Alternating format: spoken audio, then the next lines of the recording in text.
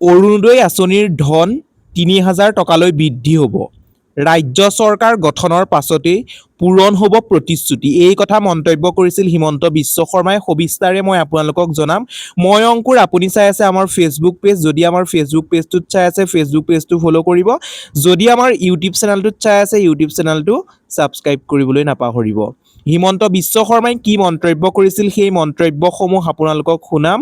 ৰাজ্যৰ লাখ লাখ মহিলাৰ বাবে আহি গৈছে ডাঙৰ খবৰ। বৰ্তমান সময়ত আপোনালোকে নিশ্চয় গম পাইছে, ৰাজ্যৰ লাখ লাখ মহিলাৰ বাবে আহি গৈছে ডাঙৰ খবৰ। মহিলাৰ বৃদ্ধি হ'ব অৰুণোদয় আঁচনিৰ ধন। এই কথা কোনে ঘোষণা কৰিছিল?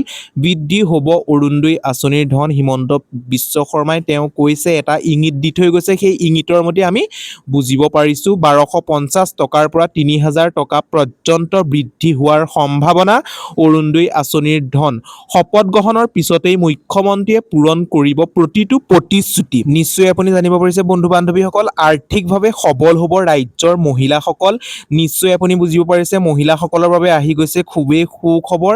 যি ইলেকশ্যন মিটিঙত কৈছোঁ ২ লাখ চাকৰি হ'ব, উচ্ছেদ চলিব, চব যিমানখিনি কৈছোঁ কোনো কথা মিছ নহয়। যি ইলেকশ্যন মিটিঙত কৈছোঁ ২ লাখ চাকৰি হ'ব, উচ্ছেদ চলিব, চব যিমানখিনি কৈছোঁ কোনো কথা মিছ নহয়। যি ইলেকশ্যন মিটিঙত কৈছোঁ ২ লাখ চাকৰি হ'ব, উচ্ছেদ চলিব, চব যিমানখিনি কৈছোঁ কোনো কথা মিছ নহয়। বন্ধু বান্ধৱীসকল, হিমন্ত বিশ্ব শৰ্মাই এই ইংগিতৰ মতেই বা এই ভাষণৰ মতেই আমি বুজিব পাৰোঁ যে হিমন্ত বিশ্ব শৰ্মাই অৰুণোদয় আঁচনিৰ ক্ষেত্ৰতেই হওক, ৰেচন কাৰ্ডতেই হওক, যিবিলাক মন্তব্য কৰিছিল, অৰ্থাৎ যদি আপোনাৰ এখন ৰেচন কাৰ্ড আছে বিনামূলীয়া, তেতিয়াহ'লে বিনামূলীয়া আপুনি লাভ কৰিবলৈ সক্ষম হ'ব চাউল, চেনি, দালি, নিমখ আৰু 1 লিটাৰকৈ মিঠাতেল। প্ৰত্যেকটো বস্তু বৰ্তমান সময়ত আপোনালোকে কিনি আছে ১০০ টকাৰ বিনিময়ত।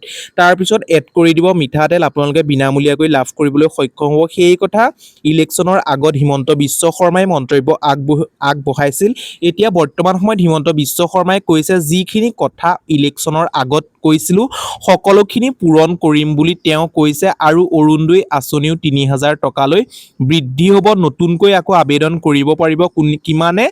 ১৫ লাখ হিতাধিকাৰীয়ে নতুনকৈ আবেদন কৰিব পাৰিব। তেওঁলোকে আবেদন কৰিবৰ বাবে পোনপ্ৰথমতে প্ৰয়োজন হ'ব ৰেচন কাৰ্ডখন। তাৰপিছত আপোনালোকৰ যিখিনি ডকুমেণ্টছ লাগে সেই সম্পৰ্কে মই আগৰ ভিডিঅ'সমূহতো আপোনালোকক জনাই আহিছোঁ। মূল ডকুমেণ্টছ আপোনালোকৰ প্ৰয়োজন হ'ব ৰেচন কাৰ্ডখন। নিশ্চয় আপুনি বুজিব পাৰিলে। সৰু এটা ইনফৰমেশ্যন এই ভিডিঅ'টোত জনালোঁ। যদি ভিডিঅ'টোৰ জৰিয়তে উপকৃত হ'ল, ভিডিঅ'টো চাই ভাল পালে তেন্তে প্লিজ এটা লাইক কৰি দিব। এতিয়াও যদি আমাৰ ইউটিউব চেনেলটো ছাবস্ক্ৰাইব কৰা নাই, ছাবস্ক্ৰাইব কৰক। আৰু যদি আমাৰ ফেচবুক পেজটো ফ'ল' কৰা নাই, ফেচবুক পেজটো ফ'ল' কৰক। তেতিয়াহে আগন্তুক আহিবলগীয়া প্ৰত্যেকখিনি ভিডিঅ'ই পোনপ্ৰথমে লাভ কৰিব। আজিলৈ ভিডিঅ'টো ইমানেই। আকৌ পুনৰ নতুন এটা ভিডিঅ'ত লগ পোৱাৰ আশাৰে ধন্যবাদ।